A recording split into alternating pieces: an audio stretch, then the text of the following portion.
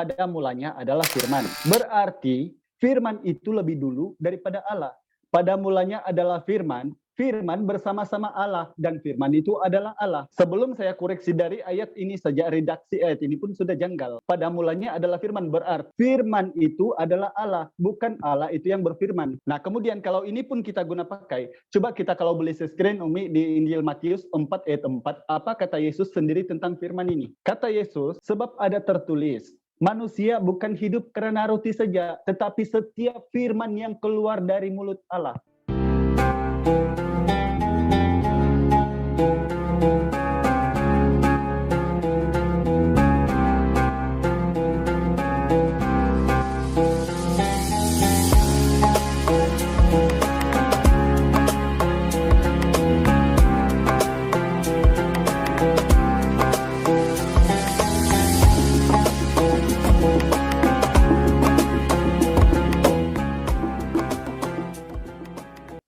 Selamat malam bagi kita semua.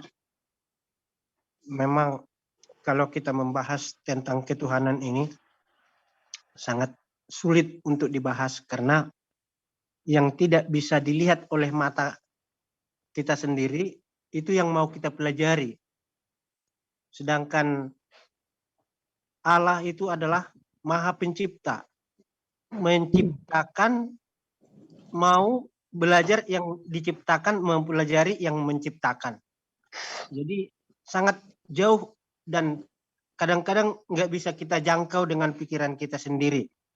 Namun Tuhan sudah memperkenalkan dirinya dan memperkenalkan sifatnya dan memperkenalkan hukum-hukumnya. Apa yang perlu kita jaga, apa yang perlu kita lakukan, dan apa yang perlu tidak kita lakukan sudah dipaparkan kepada kita melalui nabi-nabinya dan melalui rasul-rasulnya, melalui raja-raja, dan itu semuanya firman-Nya disampaikan kepada kita supaya kita dapat mengerti tentang mengenai keilahian itu. Itulah pertama yang saya katakan. Terima kasih. Baik, terima kasih Bang Antoni. Silakan dari pihak Muslim untuk memberikan opening statement sebelum acara dialog kita mulai. Oke, ini siapa dulu? Silakan Ahli Hidayah. Ahli Hidayah. Hidayah. Oke, siapa dulu nih? Anda dulu aja nggak apa-apa, silakan. Ya, oke. Bismillahirrahmanirrahim. Assalamualaikum warahmatullahi wabarakatuh bagi umat Muslim dan selamat malam bagi umat Kristen. Asyhadu an la ilaha illallah wa asyhadu anna Muhammadar Rasulullah. Allahumma shalli ala Muhammad wa ala ali sayyidina Muhammad. Allahumma shalli ala Muhammad wa ala ali sayyidina Muhammad. Allahumma shalli ala Muhammad wa ala ali sayyidina Muhammad. Begini, Pak, kalau menurut Islam itu tentang ketuhanannya itu sudah benar mutlak dan absolut kan. Kalau di Al-Qur'an sudah jelas sekali, ajaran ketuhanan umat Islam ini sudah jelas sekali menurut tuntunan ajaran dalam kitab suci Al-Qur'an. Di situ itu mengatakan, ya, macam di surat Al-Ikhlas saja sudah mengatakan bahwa dia adalah Allah sang pencipta. Dia adalah mutlak, adalah Allah yang maha pencipta semua alam dunia ini. Kan? Itu dikatakan, itu saya bacakan ya, qul huwallahu ahad, Allahus samad, lam yalid walam yulad walam yakul lahu kufuwan ahad. Nah, itu sudah membuktikan kalau Allah menurut orang Islam itu sudah mutlak bahwa dialah adalah satu-satunya dan dia tidak beranak dan tidak pula beranakkan. Macam di surah Az-Zukhruf 20:14 itu pun mengatakan begini. Innani anallah fa'burni wa aqimis sholata lidzikri dan seterusnya. Di situ itu adalah Allah mengatakan sendiri dan ada kata perintah di situ bahwa dia dirinya adalah Allah dan menyuruh sholat untuk kepada umat manusia, kepada makhluknya, kan, untuk mendirikan sholat untuk mengingat dia. Dan jelas sekali kalau tuntunan di Al-Quran, tuntunan di Islam itu sudah jelas sekali. Nah, begini, karena ketauhidan Allah di Islam itu sudah membuktikan bahwa atensi Allah atau atensi Tuhan mengikut orang Islam itu sudah jelas sekali. Karena di kitabnya sudah mengatakan bahwa dirinya adalah Allah. Nah, itu terbukti. Ya, lain kalau seandainya kalau di kekristenan, apakah langsung boleh saya menanggapi tentang Alkitab? Nah, kalau di Alkitab kan tidak ada kan, dia tidak ada. Bang Andre sebentar dulu, bergantian dulu karena ini belum sampai pada itu, baru opening statement. Ya. Hidayah. Ya, Baik, oke, terima silakan. kasih. Terima kasih Umi Dini selaku moderator. Terima kasih sekali kepada Bang Handi selaku founder di JCC karena memberi keyakinan kepada kita untuk berdialog santai. Mungkin insya Allah mudah-mudahan pada malam ini kita mendapat sedikit manfaat dan bukan mudarat melalui dialog lintas agama. Bismillahirrahmanirrahim. Rabbi shrah li sadri wa yassir li amri wahlul 'uqdatam min lisani yafqahu qauli. Asyhadu an la ilaha illallah wa asyhadu anna Muhammadan abduhu wa rasuluh. Oke, terima kasih kepada Ikhwan Villa dimanapun kamu berada ya, di Indonesia, Malaysia, atau di live chat, atau di dalam Zoom. Salam santun, salam damai sejahtera dari Indonesia dan Malaysia Nusantara kepada kalian semua. Mudah-mudahan melalui diskusi kita pada malam ini, kita teredukasi dan mendapat sedikit manfaat dan renungan, tuntunan dengan apa yang kita sedang utarakan. Dan di sini kita saling insya Allah tidak membawa pembenaran diri, melainkan kebenaran, tetapi apa yang kurang daripada kami, daripada narasumber Islam, itu semuanya milik kami sendiri, sementara yang baik atau yang kebenaran yang mutlak itu hanya adalah milik Allah Subhanahu wa Ta'ala yang disampaikan melalui firman dalam Al-Quran. Seperti yang diutarakan oleh saudara kita Andri tadi, bahwa Allah Subhanahu wa Ta'ala selaku Sang Pencipta beberapa kali menyatakan kepenciptaan, kemahakuasaannya di dalam Al-Quranul Karim. Kalau beliau tadi mengutip dalam surat Toha 20 ayat 14, saya juga ada sedikit dalam surah Al-Baqarah ayat 255. Ini selalu seringkali diutarakan, tetapi tidak apa-apalah, karena memang Al-Quran itu tidak berubah-ubah ayat dan tidak juga berpindah-pindah waktu. A'udzubillahi minasyaitonirrajim. Allah tidak ada Tuhan melainkan Dia yang maha hidup, yang maha kekal selama-lamanya. Mentakbir sekalian makhluknya, tidak mengantuk dan tidak pula tidur, memiliki segala yang di langit dan apa yang ada di bumi. Ini sesuai dengan ayat kursi. Dan begitu pun di dalam Al-Anbiya ayat 25. Kami tidak mengutus sebelummu wahai Muhammad seorang rasul, melainkan kami wahyukan kepadanya hanyalah menyembah kepada Allah dan bukan yang lain. Jadi mungkin daripada saya sesingkat itu saja, karena kita tidak akan menyeberang dulu ke sebelah, mungkin itu silakanlah kepada keimanan saudara kita daripada pihak Kristen. Terima kasih Bro Amin sama si Anthony, salam santun dari saya ya, salam perkenalan, karena ini mungkin pertama kali kita dialog di sini, insya Allah mudah-mudahan kita menyampaikan apa yang benar itu. Jadi mungkin ini demikian dulu lah daripada saya. Wabillahi taufiq wal hidayah. Wassalamualaikum warahmatullahi wabarakatuh. Waalaikumsalam warahmatullahi wabarakatuh. Terima kasih Bang Hidayah. Bro Admin mungkin akan menambahkan? Atau mau kita langsung aja? Ya, Silakan, langsung Bro aja Admin. tadi udah cukup sih. Baik, oke, silakan untuk Bro Admin mulai dibuka saja dialognya karena tadi memang dimulai dari Bang Antoni dari Kekristenan. Silakan Bro Admin. Pak Antoni silakan Pak. Tadi Pak Antoni. Tadi Pak Antoni udah opening, silakan mungkin Bro Admin akan membuka dulu untuk membuka dialog, memulai dialog. Silakan. Ya, saya buka dulu mengenai dialog ya. Ini karena dialog, jadi begini. Topiknya tadi mengenai, apa tadi, ketuhanan ya? Ya, konsep ketuhanan. Ya, konsep ketuhanan. Jadi di sini dari kita teman-teman Kristen menjelaskan mengenai konsep ketuhanan di dalam kekristenan. Nanti teman-teman Muslim juga menjelaskan konsep ketuhanan dari versi Muslim. Artinya, kalau saya pribadi menyatakan bahwa Islam dan Kristen itu punya kebenarannya sendiri, bukan untuk menyalahkan Islam atau Kristen, tidak, bukan untuk membenarkan juga tidak, tetapi mereka punya kebenarannya sendiri. Saya pengen garis bawahi itu. Kemudian mengenai pembukaan saya, ya dalam kekristenan kita mengenal satu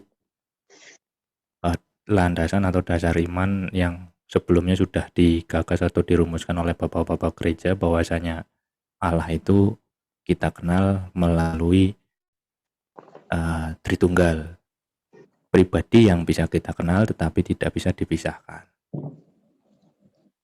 Jadi di dalam kekristenan rumusan Tritunggal ini tidak bisa dilepaskan.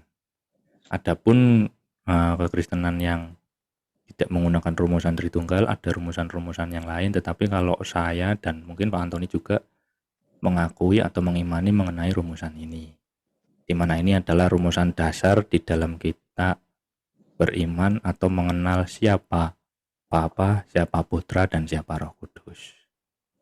Mungkin dari saya segitu dulu, silakan Pak Antoni kalau mau menambahkan.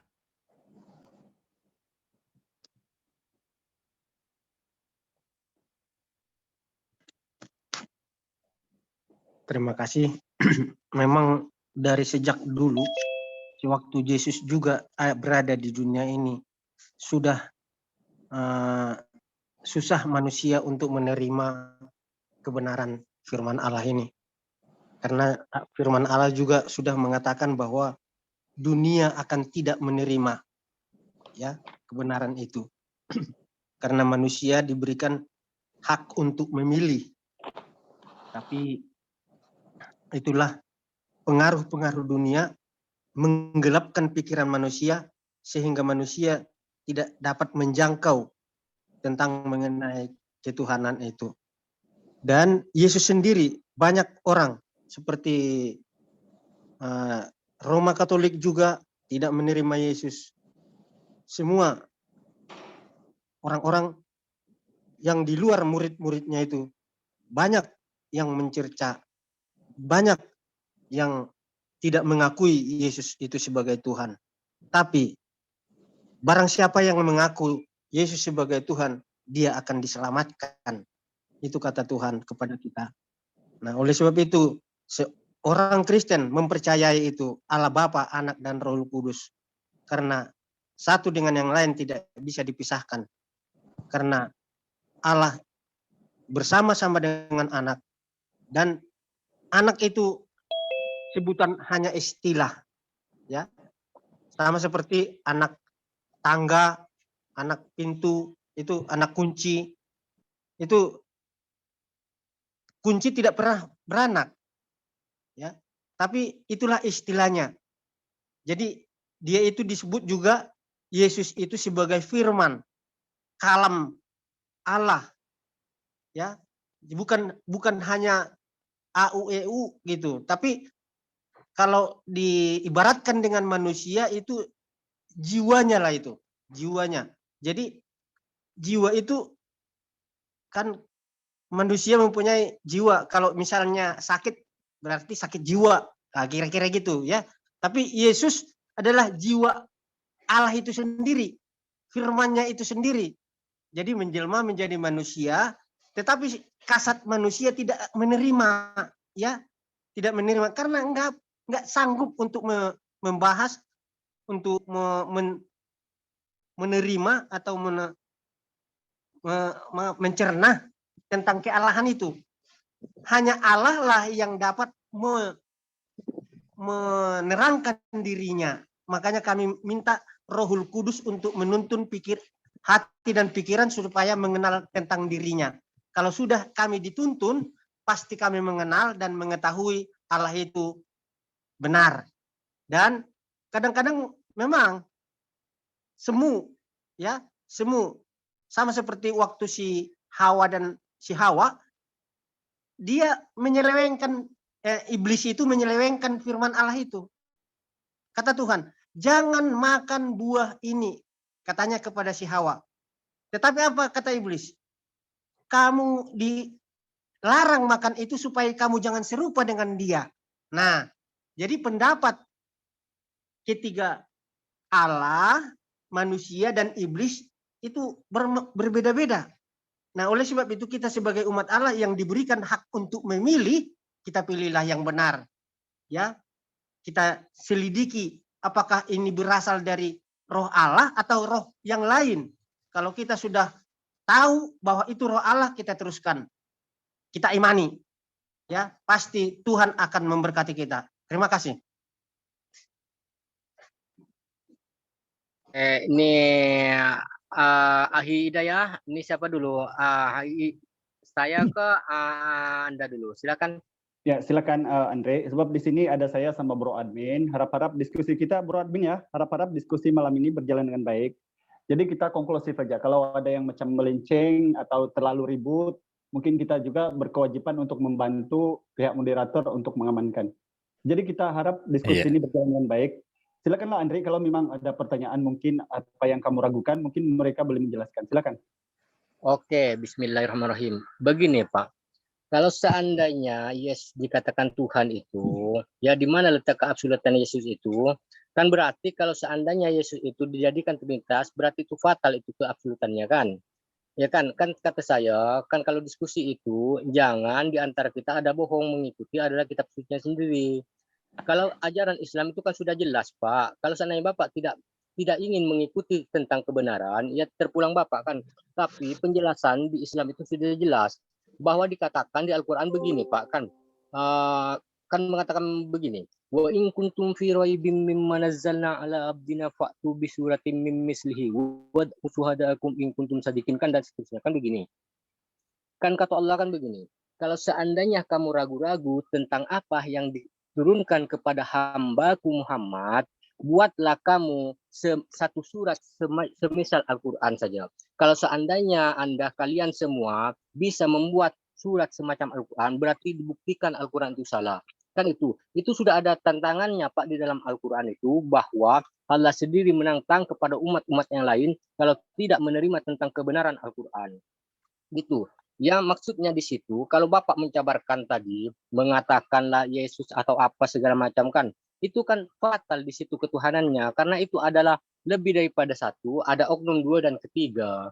Ya, maksud saya tadi kan tentang ketuhanan, yang ketuhanan yang mutlak berarti tak ada bandingannya di situ. Itu kalau seandainya, kalau menurut Islam itu kan sudah jelas sekali Pak, bahwa dirinya tidak ada ragu-ragu sekali, tidak ada keraguan dan tidak ada ragu-ragu di dalamnya, itu sudah jelas.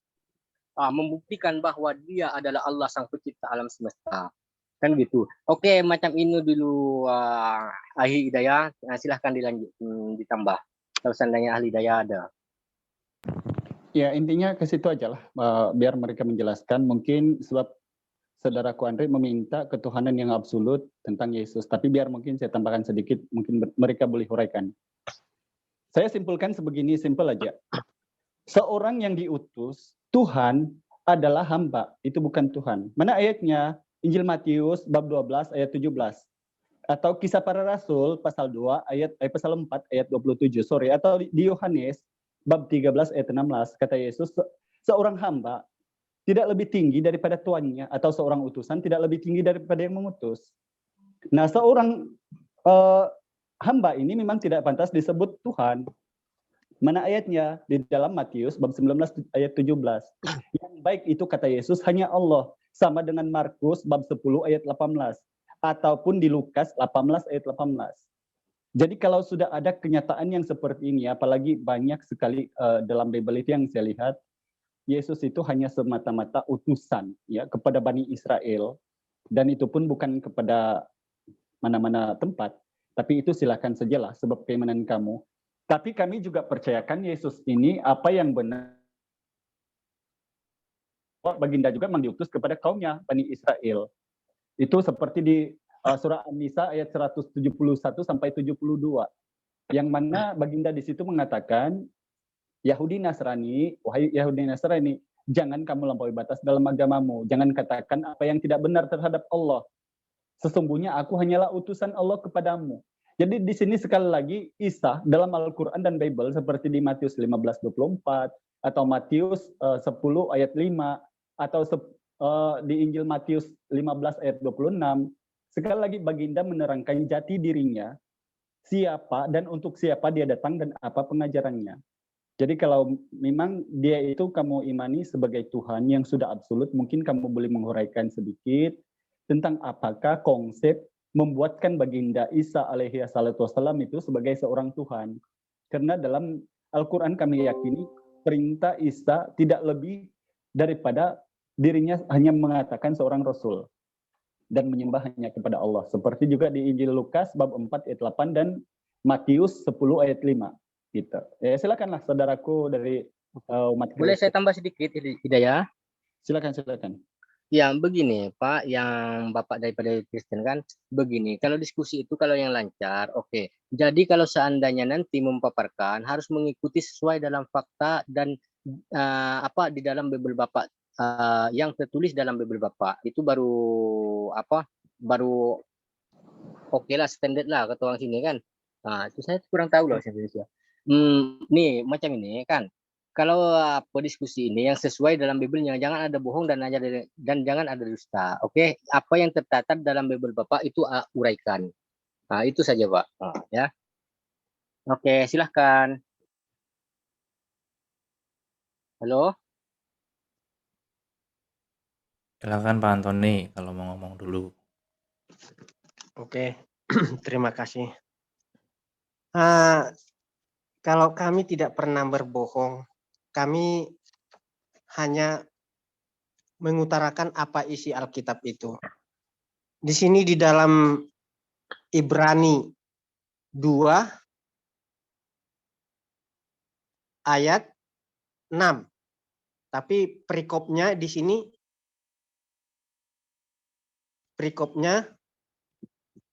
Yesus sedikit lebih rendah daripada malaikat-malaikat. Ya. Jadi kalau ada punya Alkitab, dibaca dulu Ibrani 2 ayat 6. Gitu ada perikopnya. Jadi di sini dikatakan ada orang yang pernah memberi kesaksian di dalam suatu nas, katanya, apakah manusia sehingga engkau mengingatnya, atau anak manusia sehingga engkau mengindahkannya.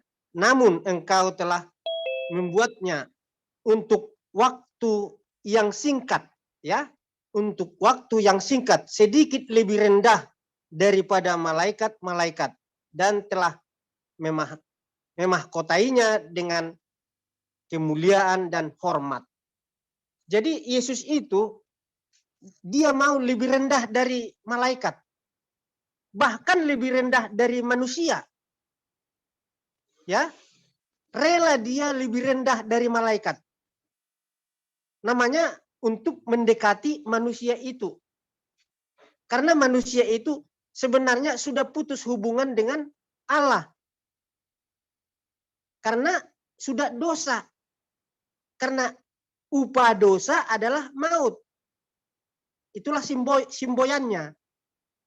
Kalau sudah berdosa, pasti gantinya kematian. Karena hukum Tuhanlah yang dilanggar. Siapa yang bisa menggantikan maut itu? Manusia tidak bisa, karena undang-undang yang diberikan oleh Tuhan, bukan manusia. Kalau manusia yang membuat undang-undang, manusia boleh rela berkorban untuk manusia. Tetapi ini undang-undang atau hukum Taurat, hukum kesehatan, hukum moral, dan lain-lain yang dibuat oleh Tuhan, ya Tuhanlah yang mengampuninya. Dengan cara yang saya katakan tadi, bahwa ganti dosa adalah maut. Dulunya sebelum Yesus datang ke dunia ini, masih disimbolkan dengan domba-domba. Ya, domba untuk menggantikan dosa manusia, harus darah tercucur. Nah, tetapi belum sempurna pengampunan dosa itu sebelum Yesus datang. Setelah Yesus datang dan disalibkan, sempurnalah pengampunan dosa itu. Maka barang siapa datang kepadanya, dia akan memperoleh hidup yang kekal. Apabila dia beriman kepada Yesus Kristus. Nah, dikatakan tadi lebih rendah dari malaikat sementara waktu. Berapa lama Yesus di dunia ini? 33 tahun. Dan mati 3 hari di dalam perut bumi. Setelah itu dia bangkit kembali kepada kealahannya. Nah, dia katakan, apabila aku pergi ke sorga, menyediakan tempat bagimu, aku akan utus roh kepadamu untuk menemani kamu di dunia ini. Jadi umat-umat Allah yang ada di dunia ini sudah ditemani, bagi orang yang percaya kepadanya, sudah ditemani oleh Rohul Kudus. Jadi apapun yang terjadi, kalau memang dia benar-benar imannya kepada Tuhan Yesus Kristus, pasti, ya, ini pasti dia akan dituntun, dijaga dan dilindungi, dan mendapat tempat di dalam kerajaan surga nanti, karena Tuhan sudah katakan bahwa Yesus itu sudah pernah dari surga, dia tahu jalan ke surga. Tetapi kalau siapa orang yang mau mengajak orang, ayo ke surga, tapi dia tidak tahu jalan ke surga, gimana caranya untuk menyelamatkan orang? Jadi yang dilanggar oleh manusia adalah hukum Tuhan, dan terjadilah dosa, dan akibat dosa itu harus ada mati, maut, untuk menggantikan dosa itu.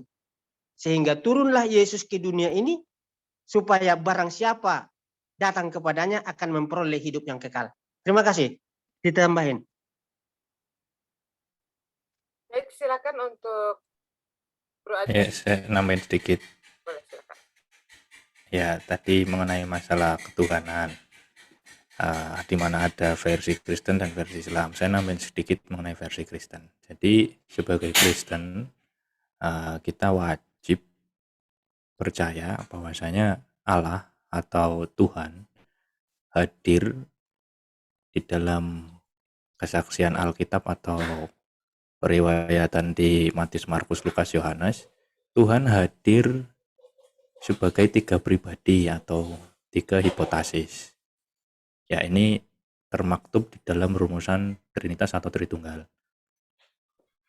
Memang ada dikatakan Yesus adalah utusan, ada juga dikatakan Yesus adalah guru, ada juga dikatakan orang-orang yang di sana juga mengatakan nabi.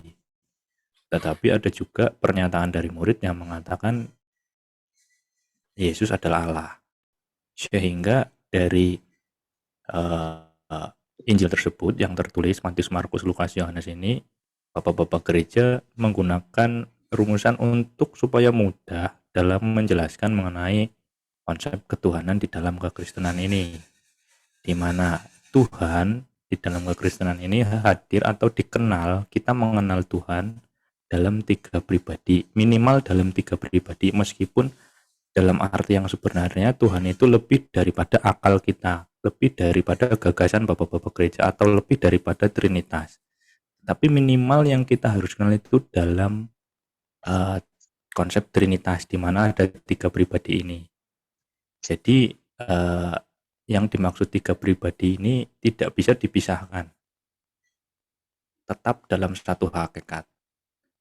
Seperti layaknya pada peristiwa Keluaran, pada waktu tiang awan atau tiang api yang menuntun Musa untuk terbebas daripada Mesir, seperti itu juga kehadiran Allah atau Tuhan ke dunia untuk membebaskan manusia daripada dosa atau hamba dosa melalui perwujudan seorang manusia, di mana dikatakan menurut iman atau pengakuan dari Yohanes, manusia itu adalah firman yang menjadi manusia, dan firman itu adalah Allah.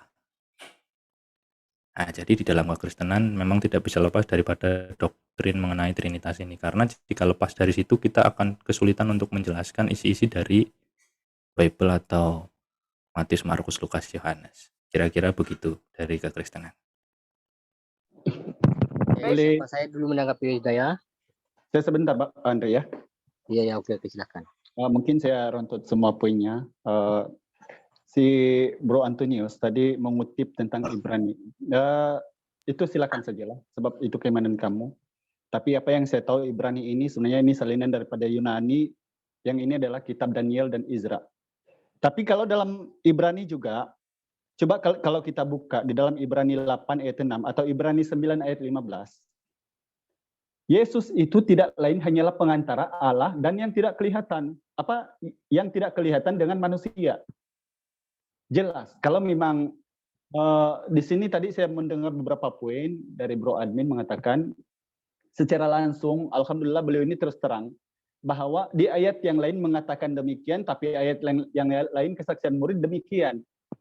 Jadi inilah yang kita panggil kontradiksi ayat. Tanpa kita bertanya itu alhamdulillah. Seperti juga kalau kamu mengatakan kemudian dalam Yohanes 1 bab 1 sampai di 14-nya, pada mulanya adalah firman. Berarti firman itu lebih dulu daripada Allah. Pada mulanya adalah firman, firman bersama-sama Allah, dan firman itu adalah Allah. Sebelum saya koreksi dari ayat ini saja, redaksi ayat ini pun sudah janggal. Pada mulanya adalah firman, berarti firman itu adalah Allah, bukan Allah itu yang berfirman. Nah, kemudian kalau ini pun kita guna pakai, coba kita kalau boleh screen Umi di Injil Matius 4 ayat 4, apa kata Yesus sendiri tentang firman ini?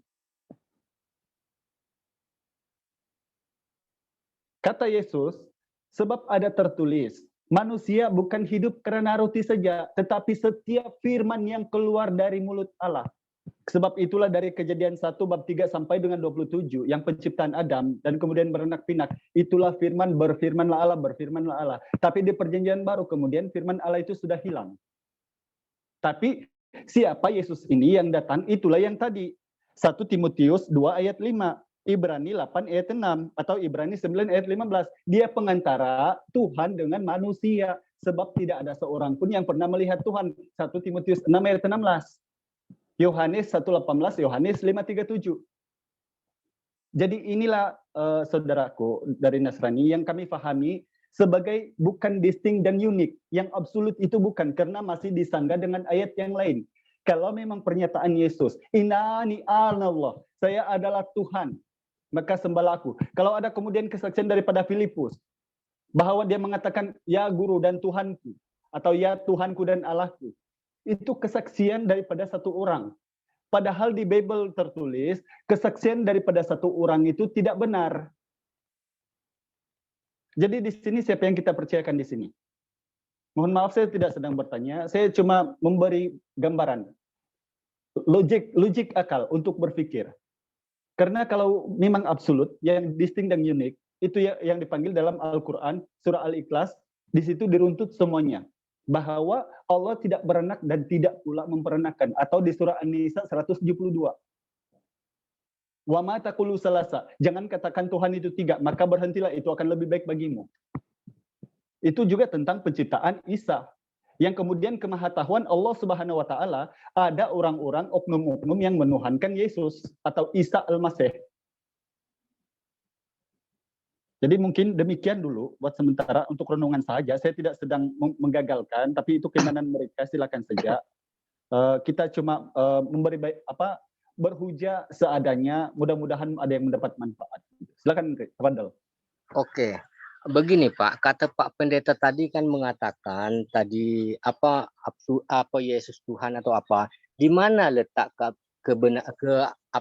keabsolutan Tuhan menurut Bapak itu? Tidak ada kan di situ. Dikatakan Yesus mengatakan dirinya adalah Tuhan, berarti dia fatal ketuhanannya kan Pak? Kan saya tadi mengatakan jujur menurut dalam Bible-nya. Oke, membuktikan dalam Bible Bapak sendiri yang kebanyakan Yesus mengatakan adalah utusan. Kenapa Bapak di situ tidak mengakui yang itu yang utusan? Kenapa yang tak ada dipaksakan masuk, dipaksakan ada, yang ada disembunyikan? Nah, itu adalah apa korelasi saya kan pada Bapak. Kenapa itu disembunyikan yang ada? Oke, jelas sekali kan tidak ada satu ayat pun di dalam Bible Bapak itu membuktikan Yesus adalah dirinya adalah Tuhan, suruh sembahlah aku. Yang ada di Bible Bapak itu mengatakan Yesus adalah utusan. Kebanyakan kan begini. Kalau seandainya dikatakan kitab suci itu murni datang dari Allah, kan berarti di dalamnya itu tidak ada kontradiksinya satupun. Tidak ada kontradiksinya kan, ibarat Al-Quran itu murni 100% firman dari Allah. Tidak ada satupun perkataan Nabi Muhammad di dalamnya. Perkataan Nabi Muhammad letaknya di hadis namanya. Gitu Pak. Sama itu yang dikatakan firman 100% dari Allah. Itulah baru kebenaran. Coba buktikan, saya minta buktikan sama Bapak tadi. Jangan cuma melanggar kemana-mana kan, melenceng kemana-mana. Saya tunjukkan ada ke tidak ada ke di dalam Bible Bapak itu perjanjian baru itu Yesus mengatakan dirinya adalah Tuhan. Kalau seandainya ada, oke, berarti saya mengakui bahwa keimanan Bapak itu adalah benar. Tapi kalau seandainya memang tak ada, Bapak akui sajalah bahwa datang Al-Quran itu untuk menyempurnakan kitab-kitab yang terdahulu. Karena Al-Quran itu sudah mengakui, Pak, bahwa ada kitab-kitab sebelum Al-Quran, yaitu Taurat, Zabur, dan Injil. Memang mengakui, tapi sudah katanya sudah dicampur aduk oleh tangan manusia. Karena itulah datang Al-Quran untuk menyempurnakan, Pak. Kalau itu Bapak tidak mengakui atau menentang dengan Al-Quran, itu saya katakan tadi kan, sudah bacakan ayatnya di ayat mana itu kan, yang mengatakan wa in kuntum fi raibin mimma nazzalna ala abdina fa'tu bi suratin dan seterusnya. Nah, itu saya sudah membuktikan kan, kalau seandainya Bapak ragu-ragu tentang apa yang diturunkan kepada hambaku Muhammad, silahkan Bapak membuat satu surat saja semacam Al-Quran. Kalau seandainya Bapak bisa membuat, berarti terbukti Al-Quran itu salah. Sudah sekian lama, Pak. Dari 14 abad yang lalu, macam Musailamah Al-Kazzab, Nabi palsu itu kan, sudah membuktikan, Pak, tapi tidak ada satupun yang mengikut fakta. Makanya itulah Al-Quran, datang Al-Quran itu tentang kebenaran mutlak, Pak, kebenaran yang terakhir. Itu dari saya. Ya, Andre, sedikit ya. Silakan. Oke, Andre, jadi jangan kita terlalu paksakan juga, karena biarlah mereka menjelaskan sesuai dengan keimanan mereka. Karena yang kita mau kompilasi di sini hanya kemudian kita berhujah ayat per ayat, dan itu silakanlah mungkin kepada yang merenung, silakan merenung dan berpikir. Kita hanya menyampaikan insya Allah itu yang benar mutlak milik Allah. Kalau Trinitas itu tertulis ya konsepnya, seperti di Yohanes 5 ayat 7 ataupun di Matius 28 ayat 16 sampai 20. Kalau saya pribadi, saudaraku dari Kristen, saya secara pribadi berpikir, contohnya ya, kalau pergilah ke semua makhluk, dulunya makhluk sekarang bangsa, dan jadikanlah bangsa muridku. Ini kalau masuk ke Asia ini bertentangan dengan Kisah Para Rasul 6 ayat 16. Bahwa mereka hendak melintasi Kuta Figria, tetapi Roh Yesus tidak membenarkan mereka menginjil di Asia yang sekarang sudah menjadi Roh Kudus. Jadi inilah kontra ayat yang di dalam Al-Quran surah Al-Baqarah 79 dikatakan mereka telah menulis Alkitab dengan tangan-tangan mereka sendiri lalu mengatakan itu dari sisi Tuhan. Keimanan orang Islam selaku Al-Quran sebagai kitab penyempurna. Adanya Taurat atau Zabur atau Injil yang turun sebelumnya. Beberapa kali para nabi menyatakan hal yang sama. Laisa kamitslihi syai'un wa lam yakul lahu kufuwan ahad. Bahkan Tuhan-Tuhan sebelumnya menyatakan diri mereka dan minta mereka sembah seperti di Yesaya 45 ayat 5 atau Yesaya 43 ayat 10 atau Yesaya 45 ayat 21. Dan begitu juga perintah Yesus selaku utusan yang hamba langsung daripada Tuhan. Nah, kami tidak sempurna iman kami kalau tidak mengimani salah satu daripada nabi dan para rasul yang diutus oleh Allah, termasuk Yesus Al-Masih, Isa Al-Masih alaihi salatu wassalam. Yang kami percayakan itu hanyalah sebatas nabi, utusan, seperti di Injil Matius 15 ayat 24. Jawab Yesus kepada perempuan itu, aku diutus hanya kepada domba-domba yang hilang dari umat Israel, tidak lebih. Sehingga beliau menegaskan dalam Yohanes bab 13 ayat 16, seorang hamba tidak lebih tinggi daripada tuannya, atau seorang utusan tidak lebih tinggi daripada yang mengutus. Kemudian kita boleh baca di dalam Injil Matius bab 7 ayat 20 sampai kepada 30. Perintah-perintah ini kemudian Yesus menegaskan hukum-hukum Tuhan itu yang harus diikuti, yang dijalani hanya perintah Allah. Karena domba yang dikenalnya itu yang menuruti dia, mengikuti perintahnya, dan mentaati Allah. Tetapi, mohon maaf, kalau ada keyakinan kemudian yang lebih percayakan Matius, lebih percayakan Markus, Lukas, Paulus, dan Yohanes, itu gagal menurut kami. Karena apa yang Yesus diperintahkan, apa yang saya baca, hanya perintah daripada Allah itu yang baik, sehingga dia pula memberi penekanan yang jelasnya dalam Matius bab 7 ayat 22 sampai 23 bahwa Yesus berkata, bukan setiap orang yang berseru kepadaku Tuhan, Tuhan akan masuk ke dalam kerajaan surga, melainkan mereka yang melakukan kehendak Bapakku yang di surga. Siapa? Apa kehendak Bapaknya yang di surga? Maka kata Yesus, sebentar lagi akan datang dan sekarang sudah tiba penyembah-penyembah benar akan menyembah Allah di dalam roh dan kebenaran karena Allah mengkehendaki penyembah sedemikian. Karena memang Islam percaya laisa kamislihi syai'un wa lam yakullahu kufuwan ahad. Seperti Keluaran 33:20. Bahwa Tuhan tidak pernah dilihat oleh manusia dan manusia tidak pernah melihat Tuhan. Bahkan di Gunung Sinai, Keluaran 19 ayat 21. Jangan mereka hendak meminta-minta Musa melihat Tuhan. Tentu mereka akan binasa. Jadi itulah yang Islam imani. Sebagai yang datang daripada kalimat Tuhan yang benar. Itulah yang 18% kami imani, alhamdulillah yang benar daripada Yesus. Jadi kalau memang Yesus itu absolut atau dia distinct yang tidak terbantahkan, pasti ada satu ayat. Tapi kalau kemudian daripada satu ayat murid mengatakan dia Tuhan lalu kamu imani sebagai Tuhan yang absolut, itu lebih baik kalau saya pribadi saya percayakan perkataan Bunda Maria. Karena Bunda Maria yang menyusui Yesus, melahirkan Yesus sampai baginda wafat, sampai diangkat ke langit. Tapi apa yang saya pernah baca dalam Bible, Yesus itu pun merendahkan diri kepada Maria. Kalau kemudian kawan kita mengatakan, Yesus itu rendah daripada malaikat. Coba kita berpikir, apakah kita manusia tinggi daripada malaikat? Tidak ada. Sebab manusia semuanya ini kata Yesus dalam Injil Matius 4 ayat 4 adalah ciptaan daripada firman Allah yang keluar dari mulut Allah. Begitu. Tapi ini bukan saya membawa pembenaran. Insya Allah ada datanya, boleh dikoreksi, di cross check, disimak balik. Silakanlah kamu jalani keimanan kamu, karena kami di sini berdialog, berdiskusi apa adanya. Setidak-tidaknya para netizen akan menilai gitu. Ya silakan tafadhol. Oke, Baik, ini terima berapa kasih. pusingan lagi dah ya? Udah, ini sebentar, ini gantian sekarang dari tim Kristen. Tadi kan dari Bang Andre ke Bang Hidayah, sekarang ke Bang Andre. Oke, silakan dari tim Kristen untuk menanggapi apa yang menjadi statement dari tim Muslim. Silakan. Oke. Silakan Pak Antoni.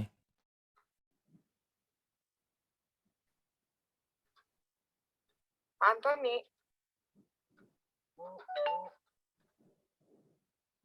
Di dalam Alkitab, firman Allah itu kita kadang-kadang membaca bisa letter lead, bisa perumpamaan, bisa ibarat. Jadi nggak bisa kita terima langsung letter lead. Contoh, anak domba. Memang banyak berpandangan, masa anak domba Yesus, masa hewan katanya. Jadi ini perumpamaan. Ya. Jadi jangan kita terima secara langsung letter lead. Karena walaupun banyak juga orang mengatakan bahwa Alkitab ini Alkitab terjemahan. Terus terang saya katakan, Alkitab ini dituntun oleh Rohul Kudus, diilhami oleh Allah, semua nabi-nabi diilhami dengan Rohul Kudus dan disampaikan kepada penulis selama 1500 tahun. Dan ini juga contohnya Ibrani atau Yesaya itu bukan hasil pikiran mereka, tetapi hasil tuntunan Rohul Kudus supaya dibukukan. Nah, setelah dibukukan, datanglah dikumpulkanlah kitab-kitab ini. Ya. Setelah dibukukan dan dibaca dan diterjemahkan ke berbagai bahasa supaya mereka mengerti, supaya mereka setelah menerima Alkitab ini mengerti. Nah, setelah mengerti baru diimani. Setelah diimani baru dilakukan. Jadi seperti yang dikatakan, jangan berbohong. Kami tidak pernah berbohong. Apa yang dikatakan oleh Alkitab itulah yang kami katakan. Dan di sini katanya bahwa tunjukkan bahwa Yesus itu Tuhan. Coba di dalam Kisah Para Rasul 10 ayat 36. Yesus Kristus yang adalah Tuhan. Kisah Para Rasul 11 ayat 20. Yesus adalah Tuhan. Roma 1 ayat 4. Ia adalah anak Allah yang berkuasa, Yesus Kristus Tuhan kita. Di dalam Roma 10 ayat 9. Yesus adalah Tuhan. Dan 1 Korintus 1 ayat 9, dengan anaknya Yesus Kristus Tuhan kita adalah setia. Di dalam Filipi 2 ayat 11, dan segala lidah mengaku Yesus Kristus adalah Tuhan bagi kemuliaan Allah Bapa. Dan Yesus sendiri mengatakan di sini di dalam Yohanes 13 ayat 13. Kamu menyebut aku guru dan Tuhan, dan katamu itu tepat. Sebab memang akulah guru dan Tuhan. Jadi pengakuan murid-muridnya bahwa mereka menyaksikan, mereka meraba, mereka mendengar, mereka melihat Yesus. Tentunya mereka bersaksi bahwa Yesus itu adalah Tuhan. Dan dia katakan, memang benar yang kamu katakan itu bahwa aku adalah guru dan Tuhan. Dan ini bukan hanya supaya disenangi Tuhan, bukan. Tapi lidah-lidah yang mengucapkan bahwa dia adalah Tuhan dituntun oleh Roh Kudus. Dituntun oleh Roh Kudus, bukan asal-asalan. Jadi di dalam Alkitab ini jelas dikatakan itu. Di dalam Filipi 2 ayat 11, di dalam 1 Korintus 1 ayat 9, dan Filipi 3 ayat 20. Dan Roma 10 ayat 9. Di situ mengatakan jelas bahwa Yesus itu adalah Tuhan. Tuhan segala bangsa. Dia adalah firman. Ya, firman yang hidup. Ya, yang berasal dari Allah sendiri. Nah, karena gelar-gelar kepada Yesus itu banyak. Kalau gelarnya, ya, ada batu penjuru, ada batu karang, ya, ada juru selamat, dan lain-lain dan lain. Ada disebut juga nabi, ada, ya. Jadi kita percayai bahwa Allah Yesus itu adalah Tuhan. Sedangkan namanya juga sudah Tuhan Yesus. Jadi di dalamnya ada keilahian, ada kemanusiaannya sewaktu dia di dunia ini. Dia mengajak kita semua supaya datang kepada Allah Bapa. Tidak ada sampai kepada Allah Bapa kalau tidak melalui aku. Itu dia katakan selagi dia manusia. Nah, oleh sebab itu barang siapa percaya kepadanya, karena dia katakan aku dengan Bapa adalah satu. Tidak dapat dipisahkan. Dan selagi dia di dunia ini, keilahiannya dia dapat membuat mujizat-mujizat. Dia menyembuhkan orang sakit. Membuat berjalan orang lumpuh. Dan bahkan menghidupkan orang mati. Nah, itulah keilahiannya. Tetapi kemanusiaannya memang dia lemah juga di dalam kemanusiaannya. Dia lapar, dia haus. Tetapi walaupun seperti itu, dia memberi contoh kepada kita bahwa dia puasa 40 hari 40 malam dan iblis mencobai dia. Sampai 3 kali dia dicobai oleh iblis. Tetapi oleh karena dia adalah Tuhan dan dia sanggup melawannya. Akhir kata dari dia katakan, enyahlah engkau iblis. Karena yang disembah adalah Allah, bukan kamu. Yesus katakan itu. Nah, oleh sebab itu kita sebagai umat Allah memang kadang-kadang secara duniawi tidak berterima. Tidak berterima karena belum nyata sekarang. Nanti kalau sudah datang Yesus baru nyata. Oh benar apa yang dikatakan oleh Alkitab itu. Terima kasih.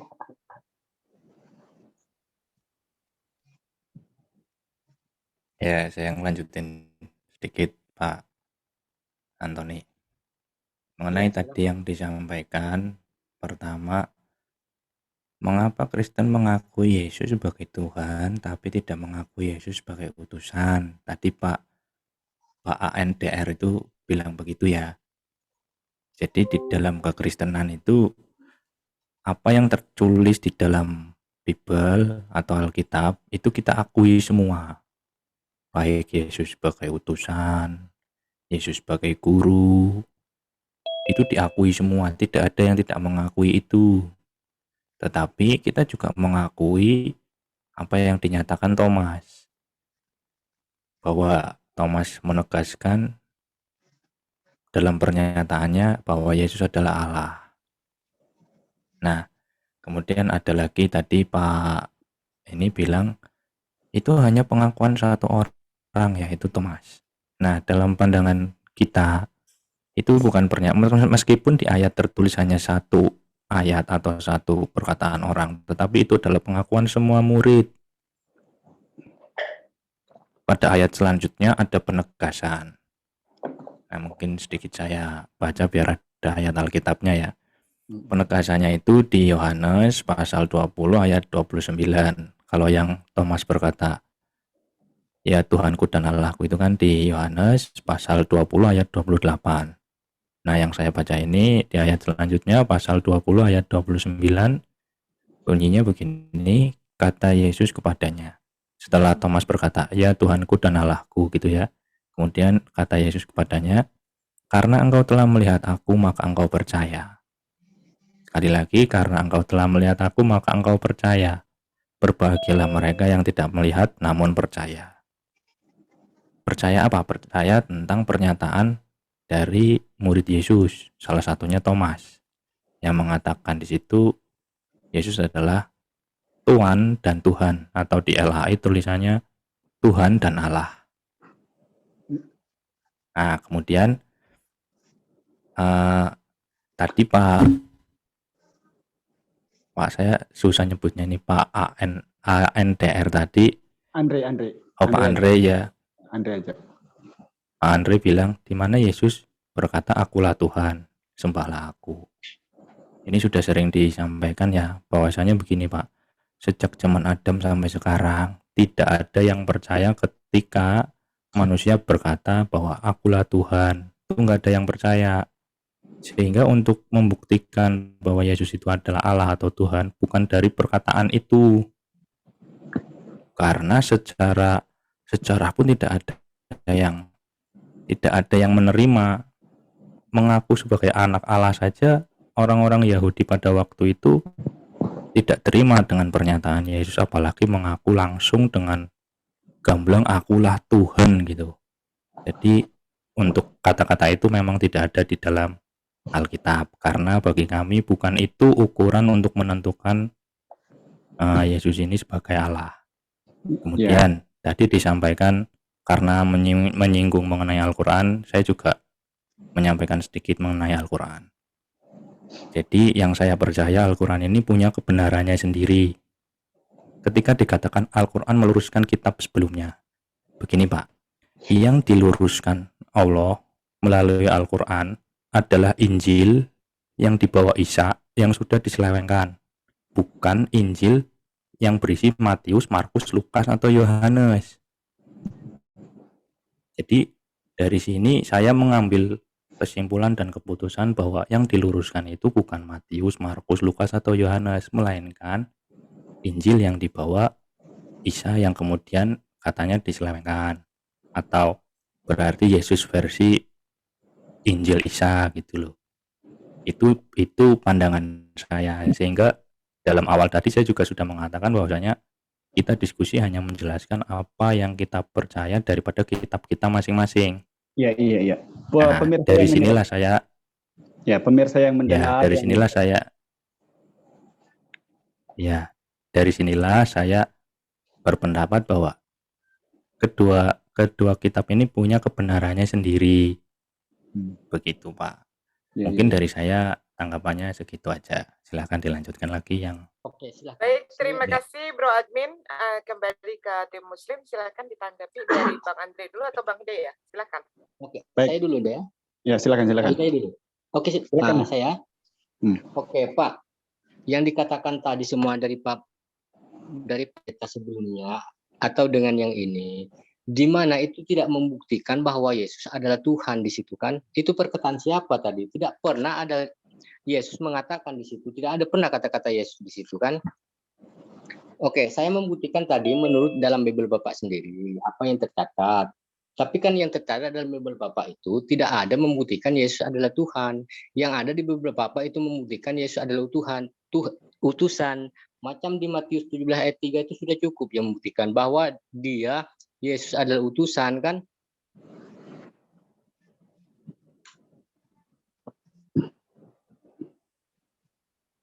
Halo? Suara ada terdengar? Iya, saya mendengar Pak. Silakan dilanjutkan. Mendengar. Ya, oke. Yang dikatakan lagi itu Yesus adalah apa Tuhan yang bawa menghidupkan orang mati ke atau menyembuhkan orang itu. Itu kan namanya itu mukjizat, Pak. Yang membagi itu Yesus atau Allah. Kan itu kan Allah kan. Itu yang dimaksud saya di mana di situ yang Allah. Berarti Yesus itu kan tak absolut kan. Kalau ada bandingannya berarti Yesus itu adalah fatal menjadi Tuhan di situ. Itu Bapak tahu kan arti makna mukjizat. Mukjizat itu adalah datangnya dari Allah, kan dari Yesus sendiri. Kan gitu kan. Itu mengatakan itu membuktikan bahwa Allah karena itu ada mukjizat. Semua para nabi itu dibagi mukjizat lain-lain, Pak. Macam Nabi Musa mana canggih dengan mukjizat Nabi Isa. Kan lagi canggih mukjizat Nabi Isa kan. Yesus tidak tahu membelah lautan, Pak. Kan gitu kan. Apakah itu dianggap sebagai Tuhan juga atau tidak? Kan begitu. Kalau seandainya dikatakan menghidupkan orang mati, Nabi Elias pun boleh. Ya tuh dah jadi tulang boleh dibangkitkan menjadi hidup kembali. Mana yang spesial dengan dia? Kan tidak kan? Kami tidak menuhankan dia. Apakah Bapak menuhankan dia? Tidak kan? Kenapa Yesus yang dituhankan? Tiba-tiba Yesus dituhankan. Sedangkan Yesus dilahirkan dengan seorang perempuan yang bernama Maria, yaitu sama kita, sama manusia macam kita. Kenapa dia dituhankan? Coba bandingkan, apakah dia masuk akal ke atau masuk logika bagi Bapak? Itu. Kalau seandainya dikatakan Tuhan itu adalah mutlak, Pak. Oke, kan saya uraikan tadi kan dari penjelasan dari kitabnya masing-masing. Di mana letak kebenarannya? Kalau seandainya sesuai dengan kitabnya, oke, di situ berarti di situ adalah mutlak di Allah.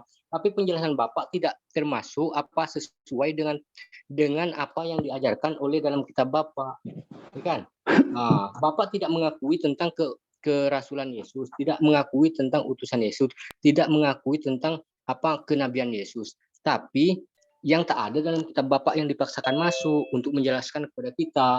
Itu yang tak masuk logika kita, Pak. Coba seandainya Bapak mengakui tentang keutusan Yesus itu, yang ada yang tertulis di dalam Bible Bapak itu, paparkan kepada kami, kan baru boleh masuk akal. Tapi masalahnya Bapak yang tak ada itu dipaksakan masuk kepada kami. Kan gitu kan? Oke, silahkan Hidayah, tambah. Baik. Bismillahirrahmanirrahim. Fawailul lillazina yaktubuna alkitaba biaydihim thumma yaquluna hadza min indillah liyasfaru bihi kamanan qalillah. Wa wailul lahum mimma katabat aydihim fawailul lahum mimma yaksibun. Yang dikatakan diluruskan oleh Allah Subhanahu wa taala ketika turunnya Al-Qur'anul Karim, itulah yang di dalam surah Al-Baqarah 79. Bahwa kecelakaan besarlah kepada mereka yang telah menulis Alkitab dengan tangan-tangan mereka sendiri, dan kecelakaan besarlah atas apa yang telah mereka usahakan sendiri. Itulah Markus, Matius, Lukas, Yohanes, dan Paulus. Sebab di situ dikatakan menulis Alkitab. Tentu Yesus tidak menulis Alkitab selaku penerima firman. Injil Yohanes 17 ayat 8, Yohanes 17:14.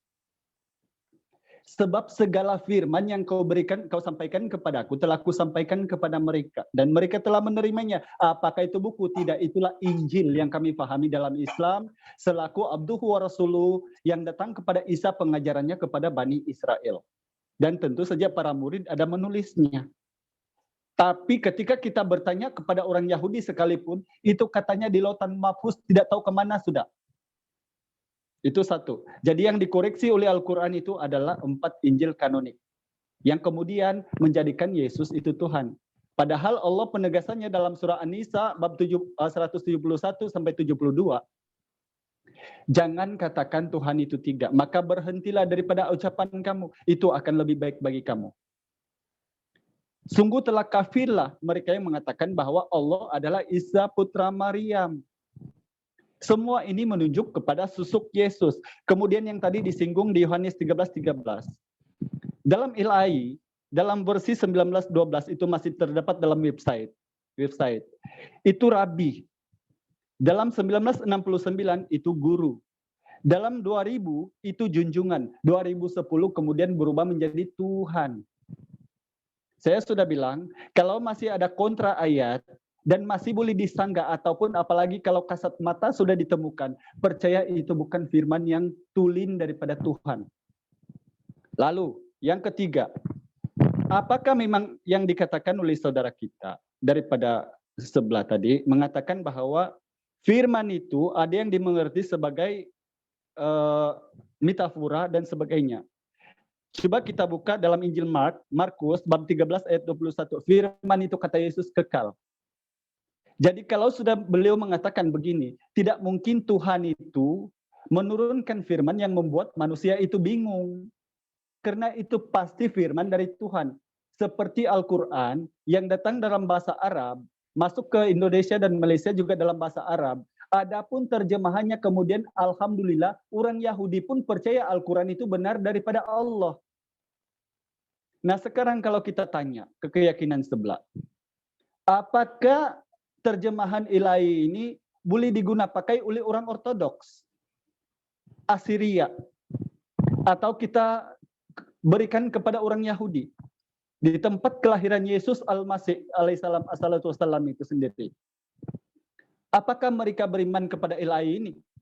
Yang kitab-kitab yang di situ dikatakan, yang dikutip kemudian yang saya singgung yang keempat poinnya, bahwa di Korintus, Roma atau Filipi mengatakan Yesus itu Tuhan.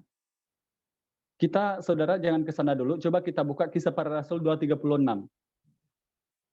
Dan kamu harus tahu dengan pasti bahwa yang kamu salibkan telah menjadi Tuhan.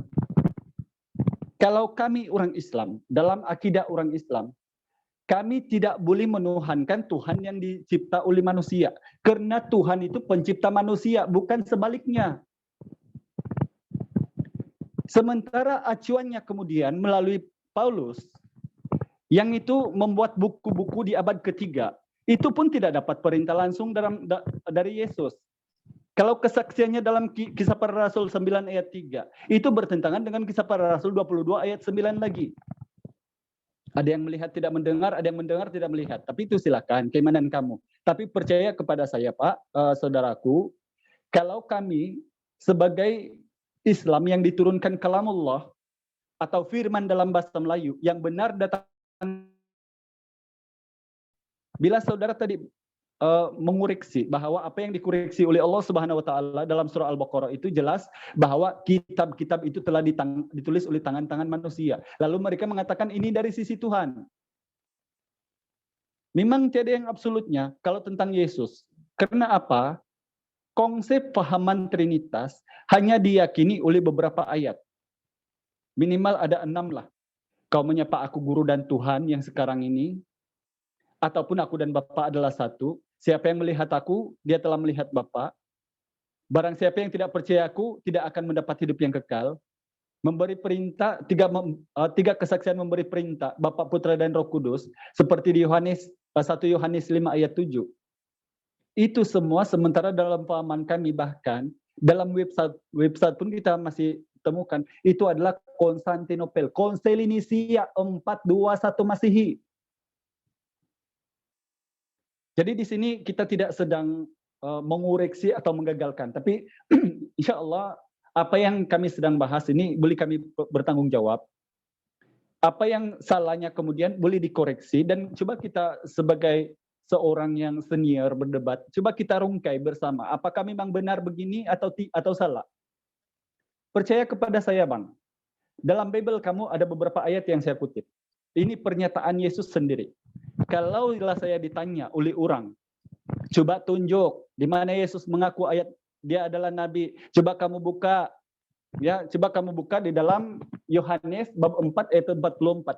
Yesus sendiri memberi kesaksian bahwa dia adalah seorang nabi. Jadi inilah yang kemudian susah untuk kita menelaah, kecuali kita berpikir lebih jauh. Kalau memang Tuhan yang ada pun ayatnya tapi masih boleh berubah, kontradiksi ayat yang tahun per tahun kemudian berubah. Apakah kita imani itu daripada Tuhan? Karena percaya kepada saya, Allah itu yang mencipta manusia. Tidak mungkin manusia itu bingung untuk mendapatkan Allah. Pasti itu. Kalau sudah Allah mengatakan dalam Yesaya 45 ayat 5, Yesaya 45 20, Yesaya 43 ayat 11 atau Keluaran 5 13 atau di Keluaran 20 ayat 2, bahwa dialah Allah satu-satunya Tuhan yang benar, tiada juru selamat selain daripada Dia. Dalam Al-Qur'an dalam surah Al-Baqarah 255, Toha 14. Itu pasti datang daripada Allah. Yesus sebagai pengantara Allah dan manusia. Ya, Dia beri jaminan hidup yang kekal.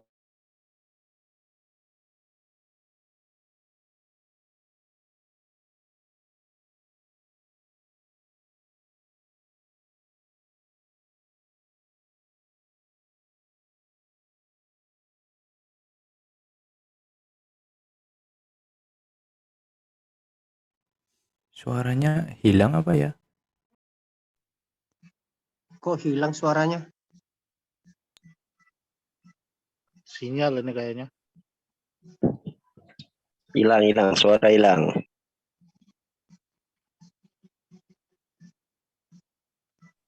Halo, Hidayah, macam mana? Oke, silahkan aja ganti dengan pihak Kristen. Kalau ingin menanggapinya.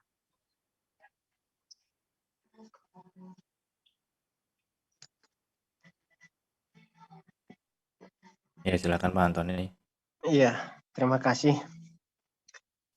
Kalau saran saya, supaya jangan ada kesimpang siuran, jangan diterjemahkan Yesus di dalam Al-Quran. Sedangkan di dalam Al-Quran tidak pernah tercatat nama Yesus. Nama Isa ada. Sedangkan riwayat Yesus di dalam Alkitab dengan riwayat Isa di dalam Al-Quran jauh berbeda. Jauh berbeda. Jadi makanya saya kadang-kadang bingung. Mereka katakan Yesus menerangkan melalui Al-Quran. Di dalam Al-Quran tidak ada tertulis Yesus. Di dalam Alkitab ada tertulis Yesus. Isa Al-Masih ada. Nah, dan saya bingungnya juga dikatakan bahwa Al-Quran itu menyempurnakan kitab-kitab sebelumnya. Kesempurnaan itu di mana? Sedangkan hukum ke-10 yang diterima oleh Taurat, ke-10 yang diterima oleh Musa tidak ada di dalam Al-Quran. Kesempurnaan itu di mana? Alkitab lengkap dari nabi-nabi, rasul-rasul, dan raja-raja. Ya, yang diterima ilham dari Tuhan dituliskan oleh nabi-nabi, dituliskan oleh rasul-rasul, dan dituliskan oleh raja-raja menjadi buku, yaitu Alkitab. Jadi kalau dikatakan buku ini sempurna, kesempurnaannya di mana? Memang secara kemanusiaan memang boleh dikatakan sempurna. Dan bahkan kadang-kadang aku berpikir, pernah saya tanya Ustadz, manusia Adam dan Hawa pertama-tama diciptakan di mana? Katanya di sorga. Kalau di Alkitab di bumi. Jadi Adam dan Hawa diciptakan di sorga. Naik apa? Turun ke bumi. Ya. Jadi jangan menjas bahwa Alkitab pula yang benar, Alkitab ini sudah campuran manusia. Bukan seperti itu. Jadi baiknya lah atau kitab kita terangkan dengan baik dan jelas supaya diterima oleh orang. Kami menerangkan apa yang kami tahu dari Alkitab ini karena kami imani bahwa ini adalah firman dari Tuhan. Langsung Allah menyampaikan kepada nabi dan nabi membukukan. Dan bukan hanya satu nabi, beberapa nabi. Dan bukan hanya satu rasul, beberapa rasul. Dan bukan hanya satu raja, Raja Daud. Raja Sulaiman, beberapa raja yang diilhami oleh Tuhan sesuai dengan zamannya, sesuai dengan Melenceng keadaannya. pembahasannya nih. Mana operator? Sebentar biarkan dulu Bang Andri, biar masih waktunya dari Kristen berbicara. Silakan ini Bang Antoni. Jangan dulu jangan dulu dipotong kalau belum selesai. Terima kasih. Jadi Allah mengilhamkan kepada nabi-nabi, kepada rasul-rasul, kepada raja-raja sesuai dengan zamannya, sesuai dengan kebutuhannya, sesuai dengan tingkah laku pada zaman itu. Tuhan mengajarkan itu supaya berubah dan bertobat umat-umat itu, supaya datang kepada Tuhan kembali, supaya jangan jauh dari Tuhan. Itu rencana Tuhan. Rencana Tuhan untuk menyelamatkan manusia, supaya manusia jangan jauh dari Tuhan. Karena Tuhan tidak ingin manusia itu binasa. Karena Tuhan sudah mengatakan, baiklah kita menciptakan manusia itu serupa gambar dan rupa kita. Makanya, kalau kita percaya kepada Tuhan bahwa kita pasti diangkat menjadi anaknya. Kalau anaknya enggak mungkin disengsarakan. Tetapi kalau hambanya harus melakukan segala perintah supaya disayangi oleh bajikannya. Kira-kira gitu umpamanya. Terima kasih. Baik, sebentar Bang Al-Hidayah masih ini survive itu baterainya gimana? Ya maaf Umi tadi ya, mohon maaf ya semua teman-teman, ini baterai saya tadi habis, tapi alhamdulillah sekarang saya sudah sambil Oh, cas. sudah. Nggak apa. Lanjut iya, aja. iya. Ya. Bro Admin sudah menyampaikan belum? Belum nih. Oke, silakan Bro Admin.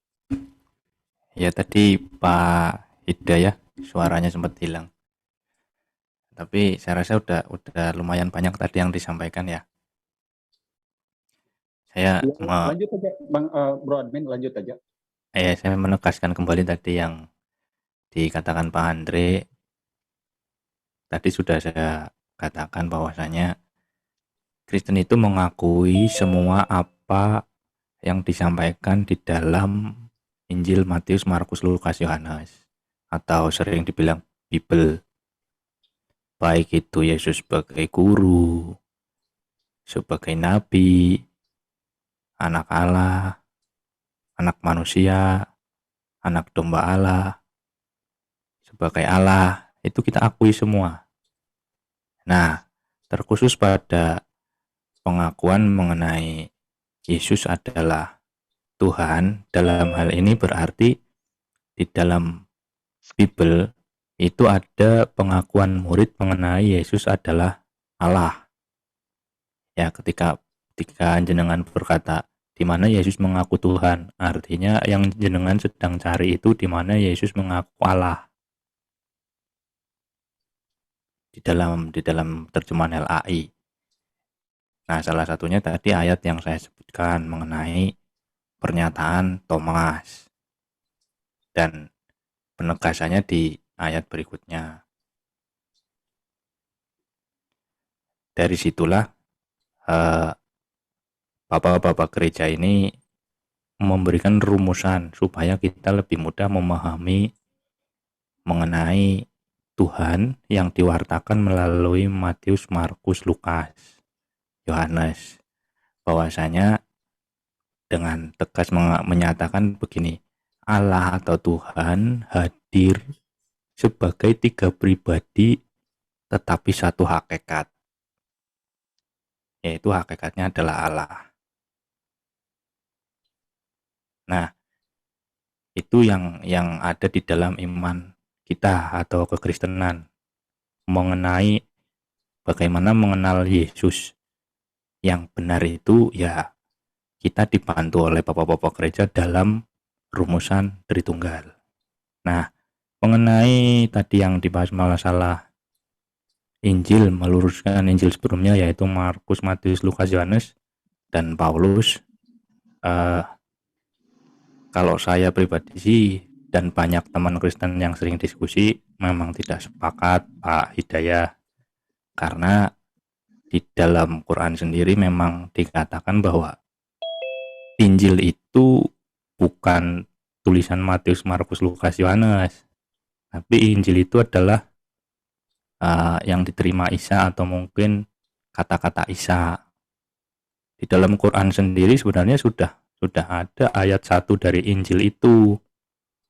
Saya kutip di Maryam di ayat 30 itu, saya rasa itu adalah ayat 1 dari Injil yang diterima Isa. Bunyinya begini. Jadi waktu itu peristiwanya Nabi Isa ini kalau tidak salah ya masih bayi, terus dia ada tuntutan dari orang lain bagaimana mengetahui kalau ini tuh benar-benar utusan. Kemudian Isa ini masih bayi berkata, sesungguhnya aku hamba Allah, dia memberiku kitab dalam kurung Injil dan dia menjadikan aku seorang nabi. Nah ini nih posisinya masih bayi.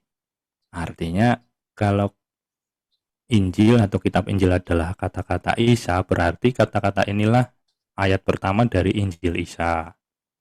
Kalau saya pribadi dan teman-teman Kristen yang sering diskusi memang menyatakan bahwa yang diluruskan ini bukan Matius, Markus, Lukas, Yohanes. Ini sudah beda ruang, sudah beda cerita. Begitu, bahwasanya yang diluruskan adalah Injil yang dibawa oleh Isa atau mungkin Yesus versi Muslim begitu.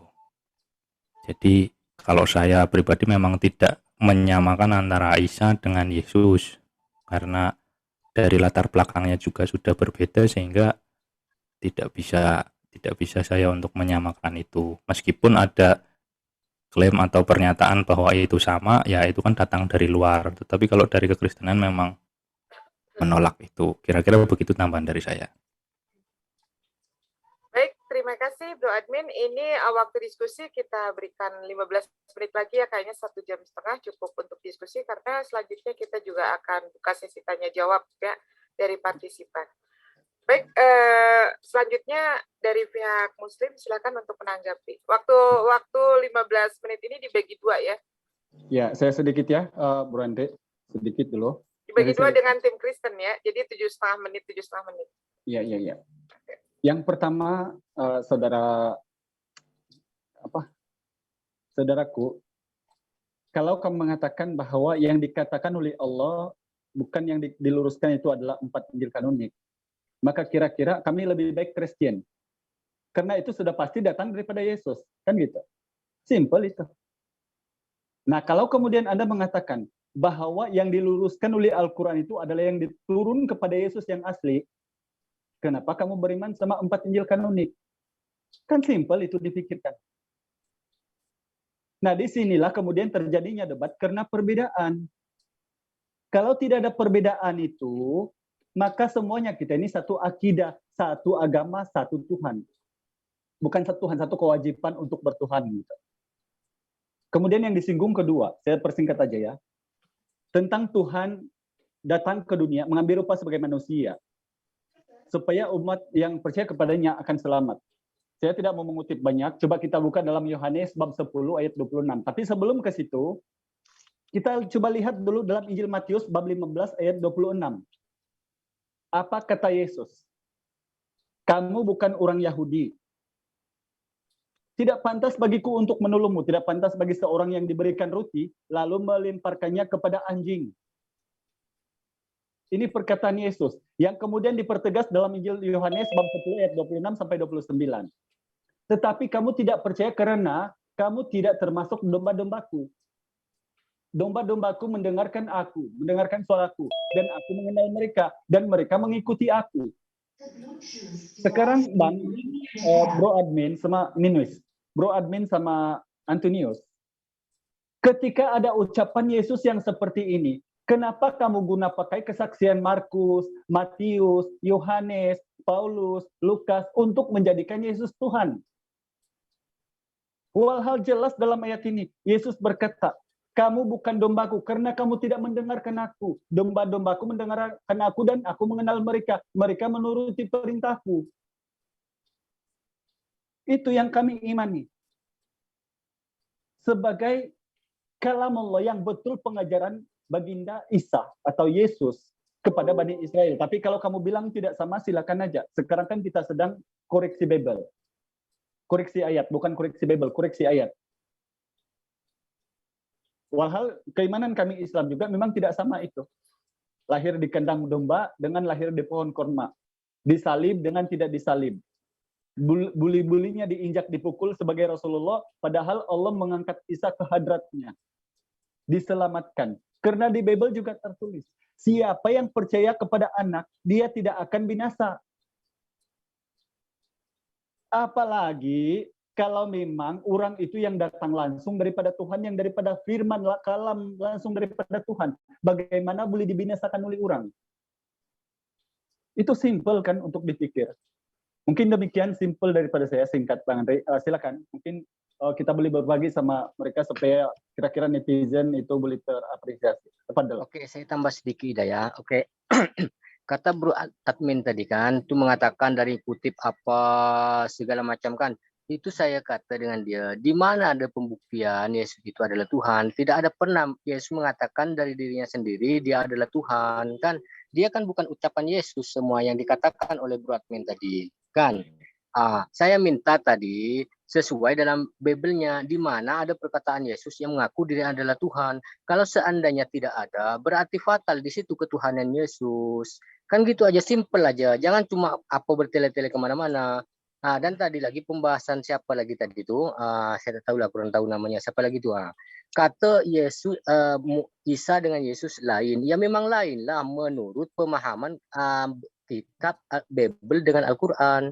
Karena itu Quran itu adalah berbahasa Arab, Bible itu berbahasa Indonesia kan atau Yunani kan, gitu. Memang itu, tapi puncanya sumbernya itu adalah satu. Kalau mengikut ajarannya itu adalah satu. Tapi cuma pemahaman maknanya namanya itu beda. Yang itulah maksudnya. Kan dikatakan lagi kalau Isa dianggap Yesus dianggap sebagai Tuhan. Pertanyaan saya gini.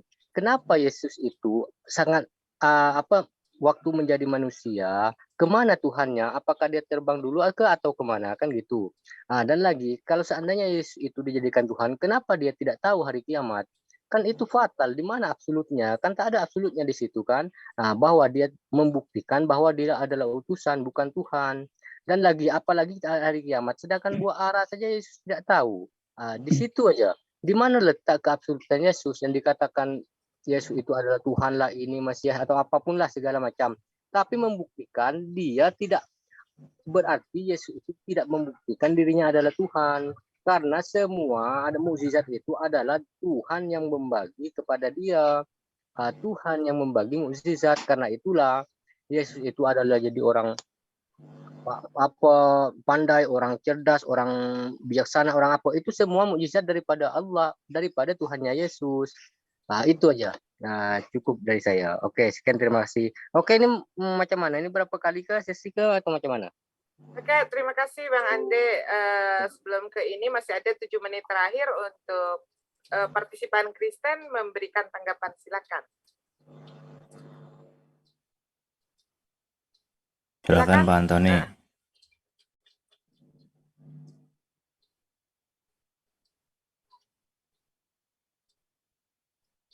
Bro Admin aja dulu.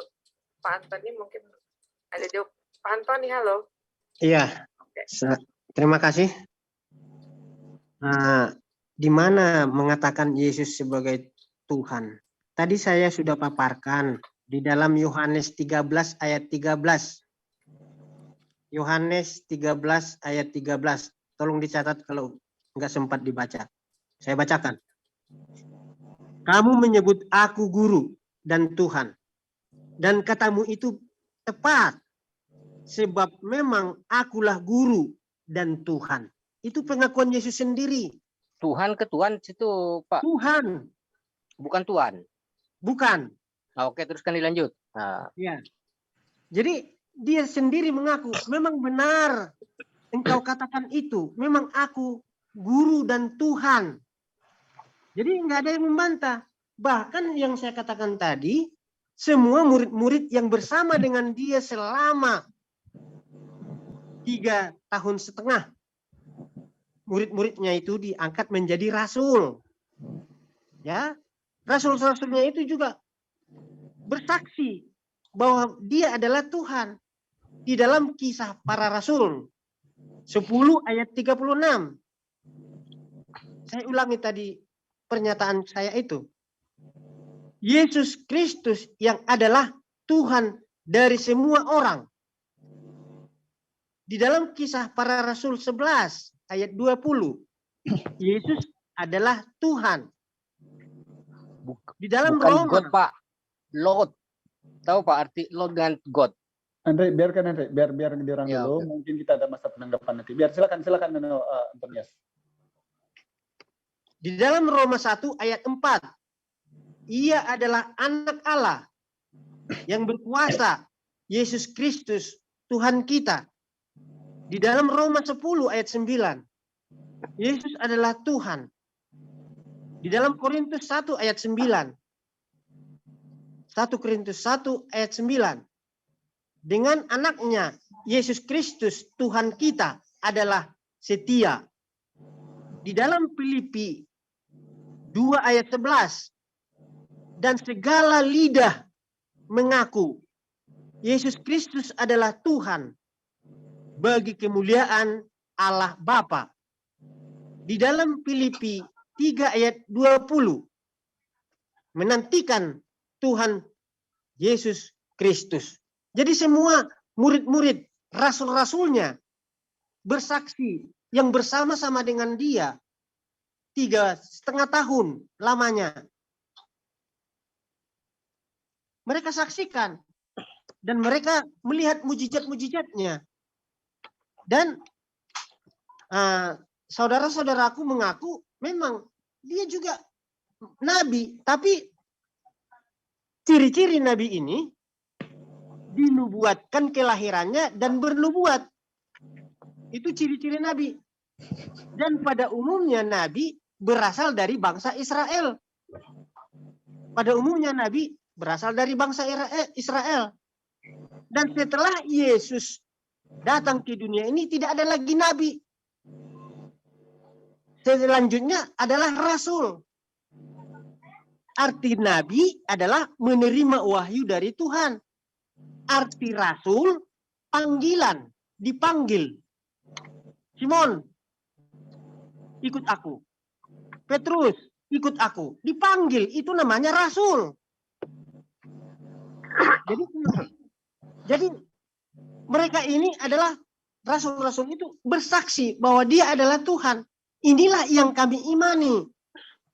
Dan bagi orang-orang yang mengimani zaman sekarang ini, walaupun tidak melihat, tetapi ada pengharapan bahwa dia adalah Tuhan, dia akan diberkati.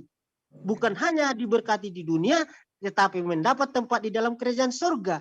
Karena Yesus berasal dari surga. Tak nyambung lah. Enggak nyambung. Kalau enggak nyambung memang Biarkan imanmu, saja. Ini waktunya teman Kristen dari berbicara. imanmu memang enggak nyambung. Enggak nyambung. Silakan aja ini saudaraku Antonius, sebab ini teman kamu sudah menanti-nantikan juga sama kamu ini. Kasih bagi masanya waktunya, kasih Maksudnya menanti-nantikan apa? kasih Bagi-bagi waktunya. waktunya, Oke. dengan kawannya. Oke. Jadi sampai di situ. Sambung teman. Iya, oke. Saya nyambung lagi ya sedikit. Ya, saya langsung ke intinya saja. Tadi dikatakan Pak Hidayah, kenapa beriman ke Bible kanonik bukan yang dibawa Yesus, begitu ya Pak? Iya. Iya. Jadi begini Pak, karena satu-satunya alat atau riwayat yang membuat saya, Anda, dan Bapak-Bapak gereja mengenal siapa Yesus adalah catatan-catatan Bible itu. Nangkep ya?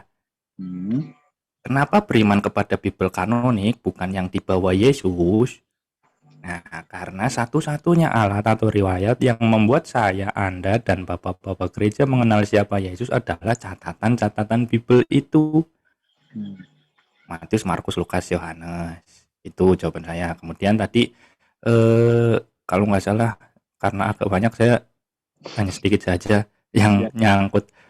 Dikatakan siapa percaya kepada anak tidak akan binasa. Betul ya Pak?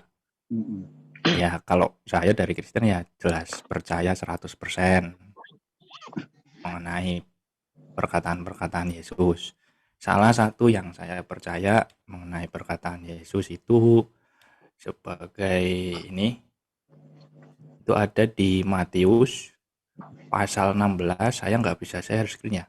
Nggak apa-apa. Pasal Boleh, Matius boleh, pasal. boleh saya bantu. Oh iya, sedikit Bu, Pak, Bro. minta tolong Bu. Boleh. Matius pasal 16 ayat 20 Bu. Bentar. 20, Oh, ini 21. belum dibuka, sebentar ya, sabar sebentar. Iya, iya. Share screen-nya belum dibuka. Oke, bentar.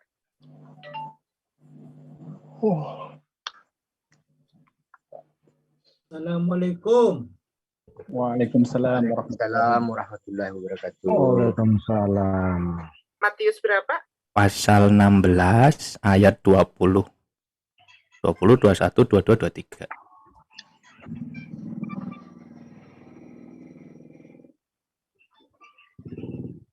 Silakan dibaca, Bro. Bro. Bentar. Oh, ininya gambarnya jadi nggak kelihatan. Itu ada? Ya, kelihatan, ini sudah kelihatan. Tadi nggak kelihatan. Ya, pasal 20-nya saya baca. Lalu Yesus melarang murid-muridnya supaya jangan memberitahukan kepada siapapun bahwa ia Mesias. Nah, kemudian di 21, sejak waktu itu Yesus mulai menyatakan kepada murid-muridnya bahwa ia harus pergi ke Yerusalem dan menanggung banyak penderitaan dari pihak tua-tua, imam-imam, kepala, dan ahli-ahli Taurat, lalu dibunuh dan dibangkitkan pada hari ketiga. Tetapi Petrus menarik Yesus ke samping dan menegur dia.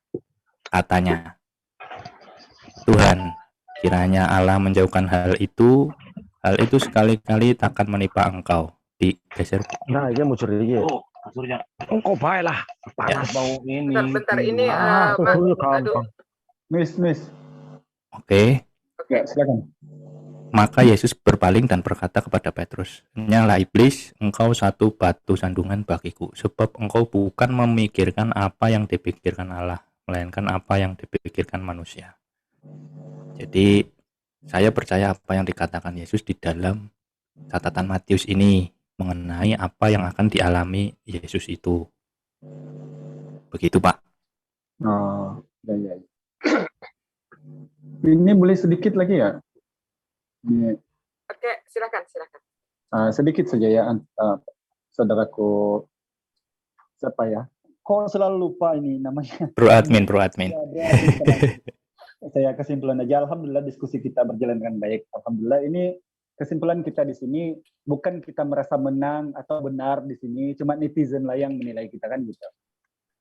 Tapi kalau bisa saya sedikit saja untuk kesimpulan.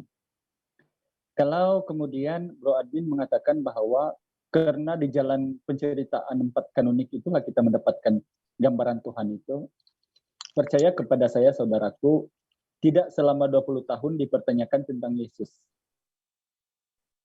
Karena memang dalam Bible itu kan memang jelas Yesus itu nabi, utusan Tuhan, banyak ayatnya. Sementara dia Tuhan itu sedikit. Itu juga yang sudah saya bilang tadi, yang ditulis oleh tangan-tangan manusia. Lalu mereka mengatakan ini dari Tuhan. Lalu ada beberapa hal lagi yang saya harus tanggapi, mungkin terlewatkan tadi. Kalau memang Tuhan itu datang sebagai penyelamat manusia, itu menunjukkan sifat Tuhan yang lemah. Karena Tuhan, bagaimana mungkin itu datang ke dunia? Dalam 2 Raja-Raja pasal 6 itu, jelas di situ dunia tidak boleh memuat Tuhan. Begitu juga dalam Keluaran 33-20, bahwa Tuhan itu, atau 1 Timotius 6 ayat 16, tidak boleh dilihat dan dijamah oleh manusia, dijangkau oleh mata. Kami juga percaya kepada Yesus sebagai abduhu wa rasuluh, hamba dan utusan Tuhan.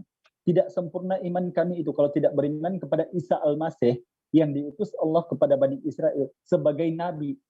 Tapi ketika kita menuhankan dia, ini digagalkan dalam Injil Matius 5 dari ayat 17 sampai 20 sendiri, yang mana Yesus itu datang untuk menegakkan hukum Taurat. Dan itulah kemudian yang beliau ini Yesus memberi sarana perintah hukum yang utama dan kehidupan kekal itu apa? Ada 2. Dengarlah hai orang Israel, Tuhan Allah kita Tuhan itu esa, dan mengenal engkau satu-satunya Allah yang benar. Karena dia ini penegak hukum Taurat, Taurat Musa yang dibawakan risalah, yang dibacakannya kepada kaumnya. Begitu. Jadi kesimpulan saya, silakanlah kita sama-sama berpikir, karena percaya sama saya, kalau masih juga di dalam denom kekristenan itu, memang sepanjang-panjang umur dunia, itu terus dipertanyakan tentang ketuhanan Yesus. Karena itu bertele-tele daripada Bible itu sendiri. Bukan kita yang membuatkan bertele-tele, tapi Bible itu yang menuliskan. Mungkin begitu aja ya, Bro Din, ya mohon maaf. Ini bukan kita sedang menyerang, tapi kita sedang konfirmasi untuk pemikiran. Saya kira demikian dulu, Bumi. Terima kasih ya sama teman-teman semua. Daripada kami di Malaysia, mohon maaf kalau ada tersalah kata. Yang baik itu datang daripada Allah, dan yang khilaf itu adalah murni keterbatasan ilmu yang kami punya. Wabillahi taufiq wal hidayah. Wassalamualaikum warahmatullahi wabarakatuh. Waalaikumsalam warahmatullahi wabarakatuh.